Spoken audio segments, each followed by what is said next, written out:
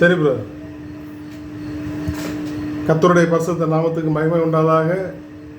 இந்த அருமையான காலை வேளையிலே கூகுள் மீட்டில் இணைந்திருக்கிற ஒவ்வொருவருக்கும் நான் இயேசுவின் நாமத்தினாலே வாழ்த்துதலை சொல்லிக் கொள்கிறேன். இது அநேக மாதங்களாக இந்த மீட்டிங், இந்த தேவனுடைய வார்த்தை என்ற தலைப்பின் கீழே நாம் அநேக சத்தியங்களை நாம் கேட்டு வருகிறோம். இந்த நாளிலும் தேவன் தாமே நம்மோடு கூட அந்த தேவ வார்த்தை என்ற தலைப்பின் கீழே தேவன் நம்மோடு கூட பேசுவாராக. ஆமென். அதற்கு ஆதாரமாக ஆதியாகமத்தின் புஸ்தகம் 1ஆம் அதிகாரம் 26ஆம் வசனத்தை நான் முதலாவது எடுத்துக்கொள்கிறேன். பின்பு தேவன் நமது சாயலாகவும் நமது ரூபத்தின்படியேயும் மனுஷனை உண்டாக்குவோமாக என்று சொல்கிறதை நாம் பார்க்கிறோம். நமது சாயலாகவும் நமது ரூபத்தின்படியாகவும் உண்டாக்கினார். ரூபம் என்றால் என்ன? ரூபம் என்பது ஒரு வடிவம், அதனுடைய ஷேப்பு, அதான் ரூபம். அவரை போல அதே ஷேப்பில் நம்ம உண்டாக்கியிருக்கிறார். சாயல் என்பது அவனுடைய குணாதிசயங்கள், அவனுடைய பண்புகள், பாவனைகள். அப்படி நிறைய தேவனுக்குள் அநேக சாயல்கள் இருந்தது. அதில் ஒரு சாயல் நான் பார்த்தோம் என்று சொன்னால் வார்த்தை என்கிற சாயலை வைத்து நம்மளை படைத்திருக்கிறார். அல்லேலூயா. வார்த்தை என்கிற சாயல் மற்ற சிருஷ்டிகளுக்கு இல்லாத ஒரு சாயல் நமக்கு கொடுக்கப்பட்டிருக்கிறது. மனிதர்களாகிய நமக்கு கொடுக்கப்பட்டிருக்கிறது. அவருடைய ரூபத்தின்படி, அவருடைய சாயலில் படைக்கப்பட்ட நம்முடைய பிள்ளைகளுக்கு வார்த்தை என்கிற ஒரு சாயலை வைத்து நம்மளை படைத்திருக்கிறார். சரி, இந்த வார்த்தை ஆதியிலே எப்படி இருந்தது என்று நாம் பார்த்தால் யோவான் சுவிசேஷம் 1ஆம் அதிகாரம் 1ஆம் வசனத்திலிருந்து 5ஆம் வசனத்து வரை நாம் பார்த்தால், நான் அதை படிக்கிறேன். ஆதியிலே வார்த்தை இருந்தது, அந்த வார்த்தை தேவனிடத்தில் இருந்தது, அந்த வார்த்தை தேவனாய் இருந்தது. அவர் ஆதியிலே தேவனோடு இருந்தார். சகலமும் அவர் மூலமாய் உண்டாயிற்று. உண்டானது ஒன்றும் அவராலே அல்லாமல் உண்டாகவில்லை. அவருக்குள் ஜீவன் இருந்தது, அந்த ஜீவன் மனுஷருக்கு ஒளியாயிருந்தது. அந்த ஒளி இருளிலே பிரகாசிக்கிறது, இருளானது அதை பற்றி கொள்ளவில்லை என்று வாசிக்கிறோம். இதை பார்த்தால் இது திருத்துவம் அடங்கியிருக்கிறதை நாம் பார்க்க முடியும். மட்டுமல்ல, இந்த வார்த்தை வார்த்தை வார்த்தை என்று வருகிறதே, இந்த வார்த்தை என்றால் என்ன? வார்த்தை என்றால் என்ன என்று பார்த்தால், வெளிப்படுத்தின விசேஷம் 19ஆம் அதிகாரம் 13ஆம் வசனத்திலே நாம் பார்த்தால், இரத்தத்தில் தோய்க்கப்பட்ட அவருடைய நாமம் வார்த்தை என்பதே என்று போடப்பட்டிருக்கிறது. அதில் நான் படித்தால் தெரியும். அது கிறிஸ்துவை பற்றி சொல்லி கொண்டு வருகிறார். வரும்போது அவர் இரத்தத்தில் தோய்க்கப்பட்ட வஸ்திரத்தை தரித்திருந்தார். அவருடைய நாமம் வார்த்தை. இல்லையா? அப்போ இந்த ஆதியிலே வார்த்தை இருந்தது, வார்த்தை இருந்தது என்று சொன்னால், வார்த்தை என்றால் இயேசு கிறிஸ்து. கிறிஸ்து அதுதான் அவருடைய நாமம். இயேசு கிறிஸ்துவுக்கு அநேக நாமங்கள் உண்டு. நித்திய பிதா, நித்திய ஜீவன், சமாதான பிரபு, சமாதான காரணர், இப்படி அநேக நாமங்கள் உண்டு. அதில் ஒன்றுதான் வார்த்தை என்கிற நாமம். அதான் வெளிப்படுத்தல் 19:13 அழகாக போடப்பட்டிருக்கிறது. அவருடைய நாமம் வார்த்தை. அப்போ வார்த்தை என்றால் இயேசு கிறிஸ்து. அப்படியானால் இந்த யோவான் சுவிசேஷம் 1ஆம் அதிகாரம் 1ஆம் வசனத்திலிருந்து 5ஆம் வசனம் வரைக்கும் அந்த வார்த்தை என்கிற இடத்திலே இயேசு என்ற அந்த இதை போட்டு நாம் படித்தால் அது எப்படி வரும்? ஆதியிலே இயேசு இருந்தார், அந்த இயேசு தேவனிடத்தில் இருந்தார், அந்த இயேசு தான் தேவனாய் இருந்தார். அப்போ தேவனாய் இருந்தது இயேசு தான். திருத்துவத்தில் ஒன்று வந்துவிட்டது. 2ஆம் வசனம், இயேசு ஆதியிலே தேவனோடு இருந்தார். சகலம் 3ஆம் வசனம், சகலமும் இயேசு மூலமாய் உண்டாயிற்று. உண்டானது எல்லாமே இயேசு மூலம் தான் உண்டாயிற்று. உண்டானது ஒன்றும் இயேசுவே அல்லாமல் உண்டாகவில்லை. 4ஆம் வசனம், இயேசுவுக்குள் ஜீவன் இருந்தது, அந்த ஜீவன் மனுஷருக்கு ஒளியா இருந்தது. அதான் பரிசுத்த ஆவியானவர். அப்ப தேவன் வந்து விட்டார், இயேசு வந்து விட்டார், பரிசுத்த ஆவியானவர் வந்து விட்டார். 5ஆம் வசனம், இந்த இயேசுவின் ஒளி இருளிலே பிரகாசிக்கிறது, இருளானதை அதை பற்றி கொள்ளவில்லை. இல்லையா? அப்போ வார்த்தை என்பது என்ன? வார்த்தை என்பது இயேசுதான் வார்த்தை. அதான் நான் புரிந்து கொள்ள வேண்டும். அப்போ இந்த இயேசுவாகிய அந்த வார்த்தையை வைத்துதான் தேவன் எல்லாவற்றையும் சிருஷ்டித்தார், உண்டாக்கினார், படைத்தார், எல்லாவற்றையும் ஒழுங்காக்கினார் என்று நாம் பார்க்கிறோம். ஏனென்றால் ஆதியாகமம் புஸ்தகம் 1ஆம் வசனத்திலே நாம் பார்த்தால் எல்லாவற்றையும் அவருடைய வார்த்தையினால் தான் அவர் என்ன செய்தார்? படைத்தார். வார்த்தை என்றால் என்ன? இயேசு கிறிஸ்து. இயேசு மூலமாக தான் அவர் படைத்தார். ஆதியிலே 2ஆம் வசனத்திலே, ஆதியா 1ஆம் அதிகாரம் 2ஆம் வசனத்திலே பார்த்தால் பூமியானது ஒழுங்கின்மையும் விரும்பியுமாக இருந்தது என்று நாம் பார்க்கிறோம். அப்போ எல்லாவற்றையும் அவர் உலகத்தை படைத்து விட்டார். சூரியனை படைத்து விட்டார், உண்டாக கடவுள் என்று சொன்னார், உண்டாயிற்று. சந்திரனை படைத்தார், உண்டாக வேண்டும் என்று சொன்னார், உண்டாயிற்று. சகலவித பறவைகளையும் ஊரும் பிராணிகளும் உண்டாக கடவுள் என்று சொன்னார், அது உண்டாயிற்று. அதன் பிறகு பூமியானது ஒழுங்கின்மையும் வெறுமையுமாய் இருந்தது. அதை என்ன பண்ணுகிறார்? ஒழுங்காக்குகிறார். அப்படி வார்த்தையினால் தான், எல்லாமே வார்த்தையினால் தான் அது உருவாக்குகிறார், ஒழுங்காக்குகிறார். எப்படி ஒழுங்காக்கிறார்? தண்ணி எல்லாம் ஒரு இடத்தில் சேரட்டும் என்று சொல்லுகிறார், அதெல்லாம் ஒரு இடத்தில் சேருகிறது. வெட்டாந்தரை உண்டாகிறது என்று சொல்லுகிறார், வெட்டாந்தரை உண்டாகிறது. ஆகாய உரிமை உண்டாகிறது என்று சொல்லுகிறார். எல்லாமே ஒழுங்காக்குகிறார் வார்த்தையினால். அதே போல அவருடைய சாயலில் படைக்கப்பட்ட நமக்கும் அந்த வார்த்தையை வைத்து படைத்ததினாலே அந்த அதிகாரத்தை நமக்கு கொடுத்திருக்கிறார். வார்த்தை என்கிற அதிகாரம், அதை நாம் எடுத்து பிரயோஜனப்படுத்திக் கொள்ள வேண்டும், அதை யூஸ் பண்ண வேண்டும். எப்படி? நம்மளை உருவாக்குவதற்கு, நம்முடைய காரியங்களை உருவாக்குவதற்கு நம்மளும் அதை உருவாக்க முடியும். ஏனென்றால் அவருடைய சாயலில் சிருஷ்டிக்கப்பட்ட பிள்ளைகள். எப்படி உருவாக்குகிறது? நாம் சொல்ல வேண்டும், வாயை திறந்து நாம் சொல்ல வேண்டும். மறுபடியை சந்தோஷமான பிள்ளை ஆட்சியாக்கி வீட்டிலே குடியிருக்க பண்ணுகிறார் என்று சொல்லியிருக்கிறீரே, அது குழந்தை இல்லாதவர்களுக்கு நாம் சொல்லும் போது அது உருவாக்கும், அந்த வார்த்தை உருவாக்கும். கட்டாயமாக மறுபடியை சந்தோஷமான பிள்ளை ஆட்சியாக உருவாக்கும். அதே போல சங்கீதத்தில் போடப்பட்டிருக்கிறது, இதோ பிள்ளைகள் கர்த்தரால் சுதந்திரம், கற்பத்தின் கனி அவரால் கிடைக்கும் பலன் என்று நாம் பார்க்கிறோம். அப்போ இதை நாம் சொல்லும் போது நாம் என்ன செய்ய முடியும்? ஒரு புதிய காரியத்தை உருவாக்க முடியும். அதே போல ஒழுங்குபடுத்த வேண்டும். நம்முடைய குடும்பத்தை, நம்முடைய வாழ்க்கையை, நம்முடைய வேலை காரியங்களை, பிசினஸ் எல்லாம் நாம் ஒழுங்குபடுத்த முடியும். நம்ம வார்த்தையை வைத்து நம்முடைய பிள்ளைகளை ஒழுங்குபடுத்த முடியும். எப்படி? உன் பிள்ளைகள் எல்லாரும் உன் பந்தய சுற்றிலும் ஒலிமர கன்றிகள் போல இருப்பார்கள் சொல்லியிருக்கிறீரே அப்படின்னு சொல்ல வேண்டும். வாயை திறந்து சொல்ல வேண்டும். உன் பிள்ளைகள் எல்லாரும் கர்த்தரால் போதிக்கப்பட்டிருப்பார்கள் என்று சொல்லியிருக்கிறீரே, அப்படி சொல்லும் போது உன் பிள்ளைகளின் சமாதானம் பெரிதாக இருக்கும் என்று சொல்லியிருக்கிறீரே, சமாதானம் பெரிதாக இருக்கும். அப்போ இப்படி நம்ம சொல்லும் போது இந்த காரியங்கள் எல்லாம் நம்ம குடும்பத்தை ஒழுங்குபடுத்தக்கூடியதாக காணப்படும். அது மட்டுமல்ல, ஒரு நோய் வந்து விட்டால் என்ன செய்ய வேண்டும்? கர்த்தர் சகல நோய்களை உன்னை விட்டு விலக்குவார் என்று சொல்லியிருக்கிறீரே, அந்த அதிகாரத்தை நமக்கு கொடுத்திருக்கிறார். அந்த வார்த்தையை நாம் சொல்ல வேண்டும். கர்த்தர் சகல நோய்களை உன்னை விட்டு விலக்குவார் என்று சொல்லியிருக்கிறீரே, அவர் உன் அக்கிரமங்களை எல்லாம் மன்னித்து உன் நோய்களை எல்லாம் குணமாக்குவார் என்று சொல்லியிருக்கிறீரே, அவர் தாமே நம்முடைய பலவீனங்களை ஏற்றுக்கொண்டு நம்முடைய நோய்களை சுமந்தார் என்று எழுதியிருக்கிறதே அப்படி நாம் சொல்ல வேண்டும். தரித்திரம் வந்தால் நாம் என்ன செய்ய வேண்டும்? வெண்கல கதவுகளை உடைத்து, இருப்பு தாள்களை முறித்து, அந்த காலத்தில் இருக்கிற பொக்கிஷங்களையும் ஒளிப்பிடித்தல் இருக்கிற புதினவனை கொடுப்பேன் என்று சொல்லியிருக்கிறீரே, ஆறுமாண்டவரே நாம் சொல்லும் போது நிச்சயமாக கொடுப்பார். மட்டுமல்ல, என் தேவன் தம்முடைய ஐஸ்வரியத்தின்படி உங்கள் குறைகள் எல்லாம் கிறிஸ்துவ இயேசுவுக்கு மகிமையில் நிறைவாக்குவார் என்று சொல்லியிருக்கிறீரே.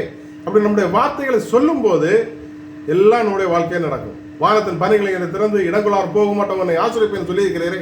அப்படி அந்த வார்த்தைகளை சொல்ல வேண்டும். அந்த அதிகாரத்தை நமக்கு கொடுத்திருக்கிறார். எனவே நாம் என்ன செய்ய வேண்டும்? நம்முடைய வாழ்க்கையிலே ஆசீர்வாதங்கள் வர வேண்டும் என்று சொன்னால், நாம் உருவாக்க வேண்டும் என்று சொன்னால், ஒழுங்குபடுத்த வேண்டும் என்று சொன்னால், அவர் ஒழுங்குபடுத்தினது போல, உருவாக்குனது போல அவருடைய வார்த்தையை நாம் என்ன செய்ய வேண்டும்? எடுத்து சொல்ல வேண்டும். அந்த சாயலை நமக்கு கொடுத்திருக்கிறார்.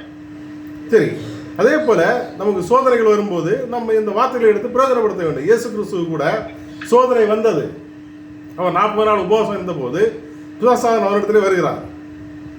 அவர் கடும் பசி உண்டாயிற்று என்று மத்தவேலை பார்க்கிறோம். கடுமையான பசி. அப்போ பிசாசு வந்து சொல்லுகிறார், இந்த கல்லுகளை எல்லாம் அப்பமாக்கி சாப்பிடுமே அப்படின்னு.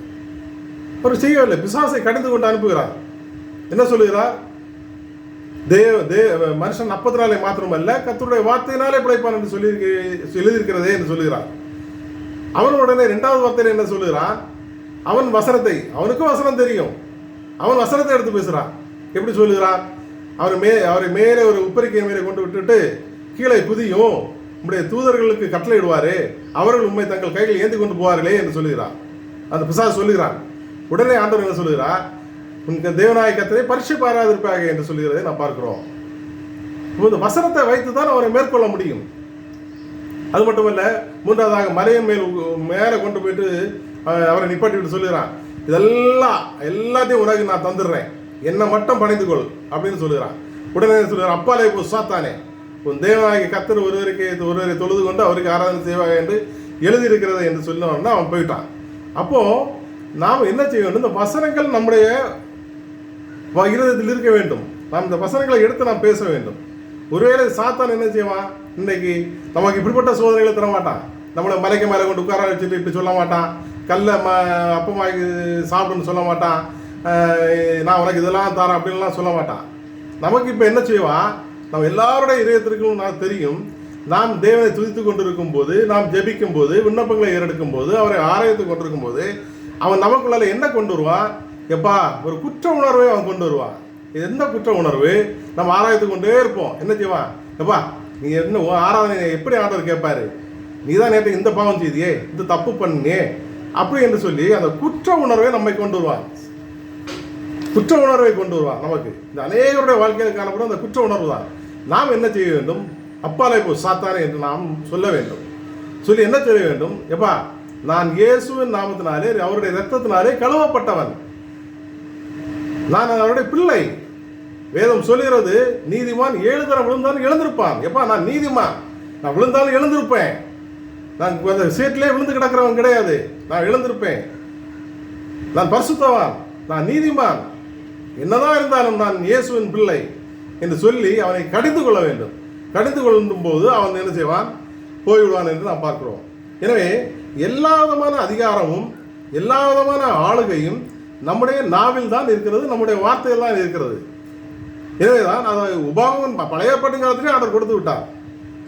நீதிமொழியில் நான் பார்த்தால் 18ஆம் அதிகாரம் 21ஆம் வசனத்திலே மரணமும் ஜீவனும் நாவின் அதிகாரத்தில் இருக்கிறது, அதில் பிரியப்படுகிறவர்கள் அதில் கனியை புசிப்பார்கள் என்று நாம் பார்க்கிறோம். அப்போ மரணமும் ஜீவனும் ஆசீர்வாதமும் சாபமும் எல்லாமே நம்முடைய வார்த்தையில் தான் இருக்கிறது என்று நாம் பார்க்க முடியும்.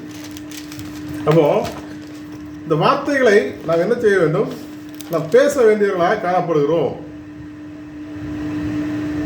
எப்படி நாம் இந்த வார்த்தைகளை நாம் பேச வேண்டும், உபாகமத்தின் புத்தகத்திலே நாம் பார்த்தால் நாம் இந்த நமக்கு ஜீவனும் மரணமும் ஜீவனும் நன்மையும் சாபமும் ஆசீர்வாதமும் நமக்கு காணப்பட வேண்டும் என்று சொல்ல நாம் எங்கேயுமே நாம் போக வேண்டாம், நாம் எங்கேயுமே அலைந்து திரிய வேண்டாம், கோயில் குளங்களுக்கு செல்ல வேண்டாம், வேறு எந்த ஒரு புண்ணிய ஸ்தலங்களுக்கு நாம் செல்ல வேண்டாம்.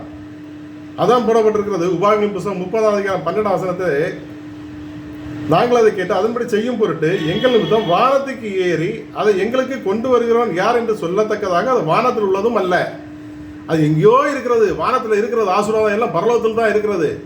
அங்கே அங்கே யார் போய் எனக்கு ஆசீர்வாதத்தை கொண்டு வருவா அப்படின்னு சொல்லத்தக்கதாக அது வானத்தில் உள்ளதும் அல்ல. 13ஆம் வசனம், அதை கேட்டு அதன்படி செய்யும் பொருட்டு எங்கள் நிமித்தம் சமுத்திரத்தை கடந்து அதை கொண்டு வரத்தக்கவன் யார் என்று சொல்லத்தக்கதாக அது சமுத்திரத்துக்கு அப்புறத்தும் உள்ளது அல்ல.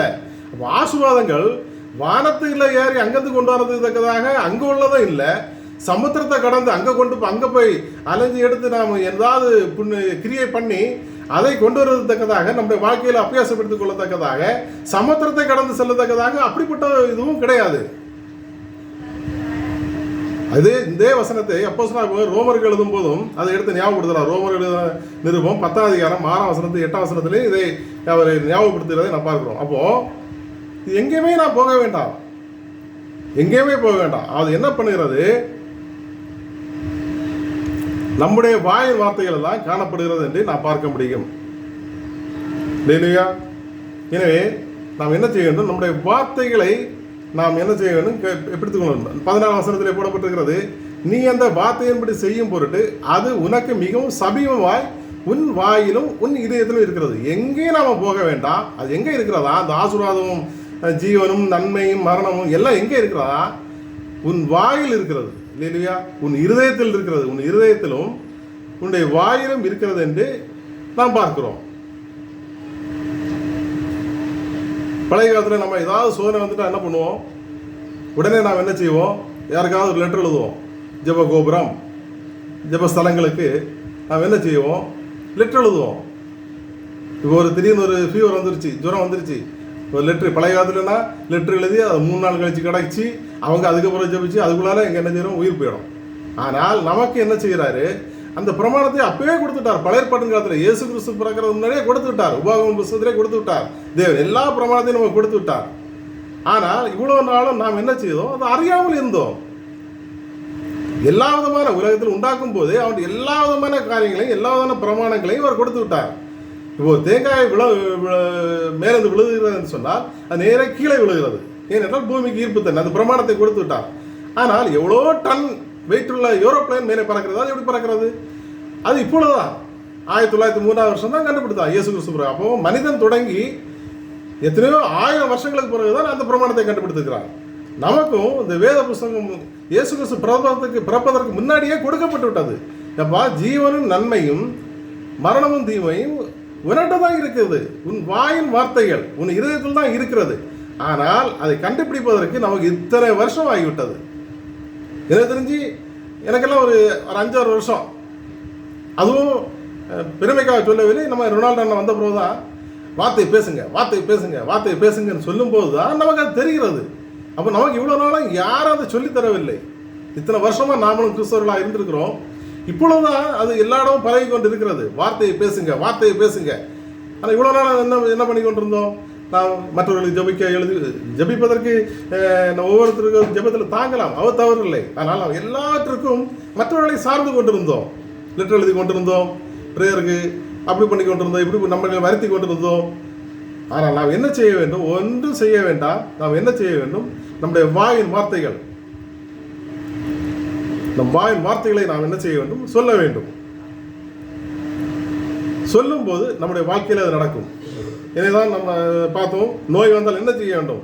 கர்த்தர் சகல நோய்களை முன்னிட்டு உலகார் என்று சொல்ல வேண்டும். வாயின் வார்த்தையை சொல்லும்போது நடக்கும், அது ஆசீர்வாதமாக நடக்கும். உன் அக்கிரமங்களை எல்லாம் மன்னித்து நோய்களை எல்லாம் குணமாக்க சொல்லிக்கிறீரே ஆண்டவரே. சொல்லும்போது நம்முடைய அக்கிரமங்கள் பாவங்கள் எல்லாம் மன்னிக்கப்பட்டவர் நமக்கு குணத்தை சுகத்தை தருவார்.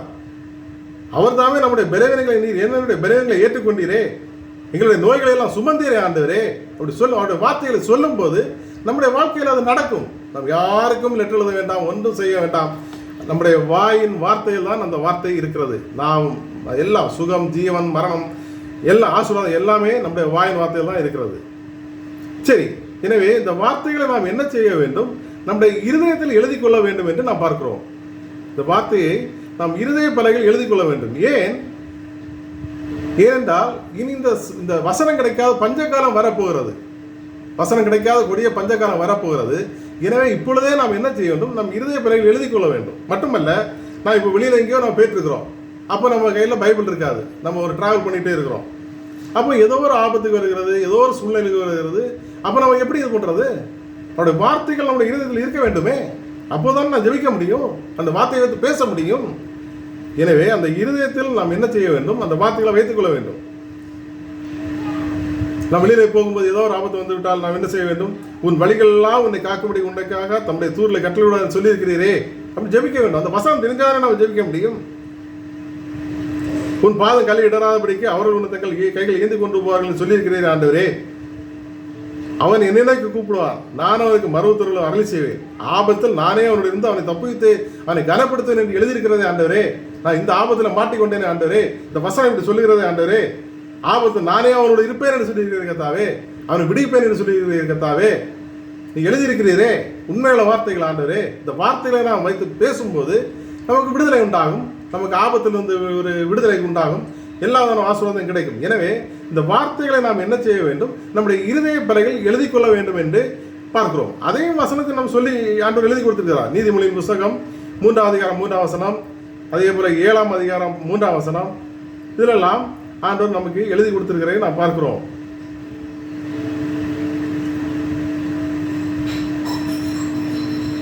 கிருபையும் சத்தியம் முன்னிட்டு விலகாதிருப்பதாக, கிருபையும் சத்தியமும் முன்னிட்டு விலகாதிருப்பதாக என்று நாம் பார்க்கிறோம். அப்போ கிருபையும் சத்தியம் என்றால் என்ன? இயேசு கிறிஸ்து. இயேசு கிறிஸ்து தான் கிருபையும் சத்தியம். அப்போ இது நம்முடைய இருதயத்தை விட்டு விலகாமல் இருக்க வேண்டும் என்று நாம் பார்க்கிறோம். இந்த இருதய பலகையில் எழுதி கொள்ள வேண்டும். அப்போ இருதய பலகையில் எழுதி கொள்ள வேண்டும் என்று சொன்னால் அது எப்படி எழுதி கொள்வது? இருதய பலகையில் பேப்பர்லன்னு சொன்னால் பேனா வச்சு எழுதி கொள்ளலாம், வேறு ஏதோ ஒன்று வச்சு எழுதிக்கலாம். இருதய பலகையில் எழுதி கொள்வது எப்படி? அதாவது சங்கீதம் புத்தகம் 45ஆம் அதிகாரம் 1ஆம் வசனத்தில் கடைசியிலே நாம் பார்த்தால், என் நாவு விரைவாக எழுதுகிறவனுடைய எழுத்தாணி என்று நாம் பார்க்கிறோம். விரைவாக எழுதுகிறவனுடைய எழுத்தாணி, நாவு தான் எழுதுகிறது இருதயத்தில். அப்போ என்ன செய்ய வேண்டும்? நாம் அந்த வசனங்களை நாம் சத்தமாக வாசிக்க வேண்டும். வாசிக்கும் போது நம்முடைய காது வழியாக அந்த வார்த்தை போய் இருதயத்தில் எழுதி கொள்ளப்படும் இல்லையா? அப்போ நாம் இந்த வசனங்களை மனதில் வைத்து படிக்கக்கூடாது. நாம் என்ன செய்ய வேண்டும்? சத்தமாக நாவை திறந்து, நாவை அசைத்து, நாவு விரைவாக எழுதுகிறவருடைய எழுத்தாணி. அப்போ இந்த நாவின் மூலமாக இந்த வார்த்தையை நாம் பேசும்போது, ஆண்டவருடைய வார்த்தையை நாம் உச்சரிக்கும் போது இருதய பலகைகள் எழுதி கொள்ளும் என்று நாம் பார்க்கிறோம். அப்படிதான் இருதய பலகைகள் எழுதி கொள்ள முடியும். அப்படி எழுதி கொண்டால் நாம் வெளியில் போகும்போது இந்த வசனம் நம்முடைய இருதய பலகைகள் இருக்கும், அதை எடுத்து கொடுக்கும், அதை நாம் அபியாசப்படுத்திக் கொள்ள முடியும் என்று நாம் பார்க்கிறோம். அதான் உபாகத்திலே பார்க்கிறோம். அது உனக்கு சமீபத்தில் இருக்கிறது, உன் வாயிலும் உன் இருதயத்திலும் இருக்கிறது. இருதயமும் வாயு ரெண்டுமே வேலை செய்ய வேண்டும், ரெண்டுமே இருக்க வேண்டும். அதான் உபாகம் புத்தகத்திலே பார்த்தோம், 30 ரெண்டுமே இருக்க வேண்டும். அப்போ இருதய பலகைகள் இருந்தாதான் இருதயத்தில் இருக்கிறதா வெளியில வரும்.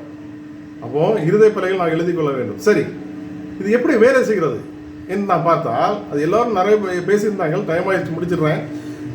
எப்படி வேலை செய்கிறது என்று பார்த்தால், ஏசாயம் தீர்க்கதரிசி புஸ்தகம் 55 அதிகாரம் 10ஆம் வசனத்திலிருந்து நான் பார்த்தால், எல்லாமே பலர்பட்டன் பக்கத்திலே கொடுத்து விட்டார். தேவன் கொடுக்கும்போது எல்லாத்தையும் கொடுத்து விட்டார். எல்லாம் நமக்கு இப்பொழுதுதான் கொஞ்சம் கொஞ்சம் கொஞ்சமாக தெரிய வருகிறது. எப்படி 10ஆம் வசனத்திலே நான் பார்த்தால், மாரியும் உறைந்த மழையும் வானத்திலிருந்து இறங்கி அவ்விடத்துக்கு திரும்பாமல் பூமியை நனைத்து அதன் முளை கிளம்பி விளையும்படி செய்து விதைக்கிறவனுக்கு விசையும் புசிக்கிறவனுக்கு ஆகாரத்தை கொடுக்கிறது எப்படியோ அப்படியே என் வாயிலிருந்து புறப்பட வசனமும் இருக்கும். அது வெறுமையா என்னிடத்தில் திரும்பாமல் அது நான் விரும்புகிறது செய்து நான் அதை அனுப்பின காரியமாய் வாய்க்கும்படி செய்யும் வாய்க்கும் இல்லையா? அப்போ நிலத்தில் இருக்கிற விழுதை பூமியிலிருந்து மழை பெய்ய பண்ணி அதை நினைத்து அதை முளைக்க பண்ணி அது செய்கிற காரியத்தை அது வாய்க்கும். ஒரு தென்னை விதையை போட்டால் அது தென்னை விதத்தை விளைய செய்து அநேக கனிகளை கொடுக்கும். அதே போல நம்முடைய வாயிலிருந்து புறப்படுகிற வார்த்தையானது என்ன செய்யுமா? நல்ல நிலமாகிய இருதயத்தில் விழுந்தால் அது என்ன செய்யும்? அது வேலை செய்யும். இந்த ஏசாயில போடப்பட்டிருக்கிறது பூமிக்கு, அதான் மழையும் வாரத்திலிருந்து இறங்கி அவிடத்து திரும்பாமல் பூமியை நினைத்து என்று, கற்பாறை என்று போடப்படவில்லை, பூமியை நினைத்து. வசங்கள் நிறைய இருக்கிறது. நல்ல நிலத்தில் விழுந்த விதை, வழி அருகே விழுந்த விதை, கற்பாறை உள்ள இடத்தில் விழுந்த விதை, முள்ளுகள் உள்ள இடத்தில் விழுந்த விதை, இப்படி நிறைய இருக்கிறது. பூமி தான், ஆனால் அது கற்பாறை இருக்கிறது, வழி அருகே இருக்கிறது, நல்ல நிலம் இருக்கிறது, கெட்ட நிலம் இருக்கிறது, எல்லாமே இருக்கிறது. அப்போ இந்த நல்ல பூமியில் விழுந்த விதை, நல்ல நிலத்தில் விழுந்த விதை, அது முளைத்து 1, 30, 60, 100 பலன் கொடுக்கும். அதே போல நம்முடைய வாயிலிருந்து புறப்பட வார்த்தையானது நல்ல நிலமாகிய நம்முடைய இருதயத்தில் விழுந்தால் அது என்ன செய்யும்? கனி கொடுக்கும். ஏனென்றால் இருதயம்தான் கேடுள்ளதும் மகா கேடுள்ளதும் திருக்கமாக இருக்கிறது என்று வேதத்திலே பார்க்கிறோம். நம்முடைய இருதயத்தில் இப்போ என்ன எடுத்துக்கொள்வோம்? என்னுடைய இருதயத்திலே வஞ்சகம், கோபம், எரிச்சல், பொறாமை இதெல்லாம் எல்லாம் இந்த இருதயத்தில் இருக்கிறது என்று சொன்னால், நான் இந்த வசனங்களை வைத்து ஆண்டவரே நோய்களை எல்லாம் குணமாக்குவேன் சொல்லியிருக்கிறேன்னு சொன்னால் நடக்குமா? நல்ல நிலமாக இருக்க வேண்டும் இருதயம். எனவே இருதயத்தை நாம் பாதுகாத்துக் கொள்ள வேண்டும். இருதயத்தை நாம் என்ன செய்ய வேண்டும்? அது ஆண்டவருடைய வசனத்தினால் நிரப்பி நிரப்பி நிரப்பி நிரப்பி இந்த கோபம், எரிச்சல், பொறாமை இது எல்லாத்தையும் என்ன செய்ய வேண்டும்? வெளியேற்ற வேண்டும் என்று நாம் பார்க்கிறோம். அப்படி வெளியேற்றும் போது தான் என்ன செய்ய முடியும்? அந்த ஆசீர்வாதம், அந்த வார்த்தை, நான் சொல்லுகிற வார்த்தை என்னுடைய இருதயத்தில் தான் போய் அது என்ன செய்யும்? பலன் கொடுக்க முடியும். இல்லை என்று சொன்னால் அது கற்பாறை, இசைக்கேல் போடப்பட்டிருக்கிறது கல்லான இருதயம், கல்லான இருதயம். ஆனால் சதையான இருதயமாக மாறும், நல்ல நிலமாக மாறும்.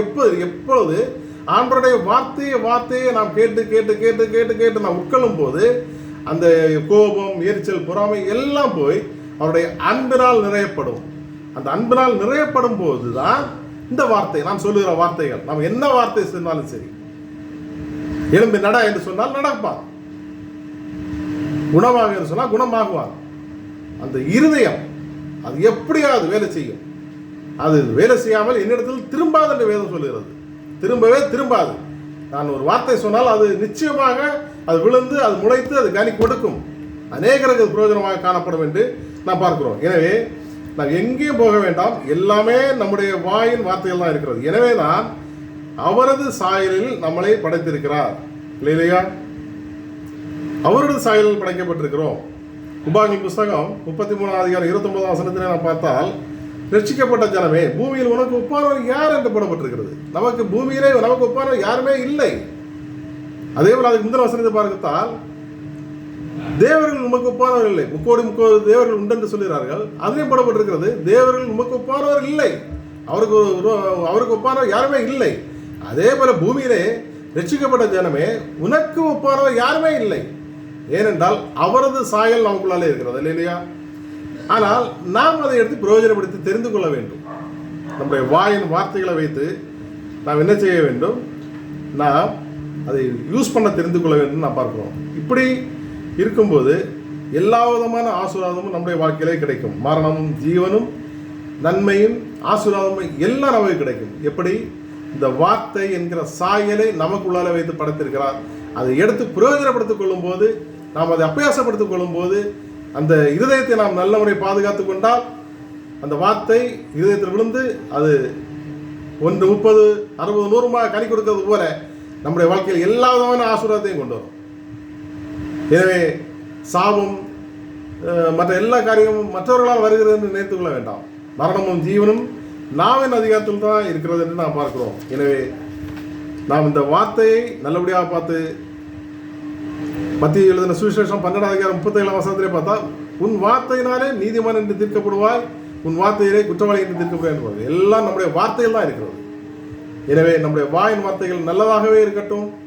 அவருடைய சாயலை நமக்குள்ளாலே படைத்து இருக்கிறார். அந்த சாயலாகிய வார்த்தையை நாம் நல்லபடியாக எடுத்து யூஸ் பண்ணுவோம். நம்முடைய வாழ்க்கையை ஜெயமுள்ளதாக மாறும். தேவன் தாம் இந்த வார்த்தையை ஆசீர்வதிப்பாராக. ஆமென்.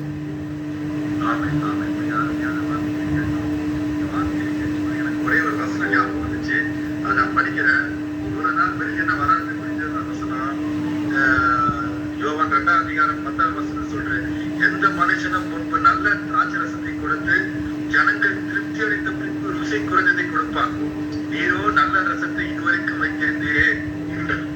அந்த மாதிரி இவ்வளவு நாள் அண்ணன் வராம இருக்கிறாரு, வந்திருக்கிறதுக்காக ஸ்தோத்திரம். தொடர்ந்து வாங்க, வார்த்தைகளை பேசுங்க. தனிமரம் தோப்பாகாது என்ற ஒரு தமிழ் பழமொழி இருக்கிறது. நாம் எல்லோரும் மரங்களாக இணையும் போது ஒரு தோட்டமாக, ஒரு தோப்பாக தேவனுடைய ராஜ்யத்துக்கு நாம் கனி கொடுப்போம். ஜெபிப்போம். பரலோக தகப்பனே, நன்றி செலுத்துகிறோம். இந்த நாளிலும் கேட்ட வார்த்தைகளுக்காக நன்றி. ஜீவனுடைய வார்த்தைகள் ஆண்டவரே எங்களை உயிர்ப்பித்ததற்காக நாங்கள் நன்றி செலுத்துகிறோம். சகோதரர்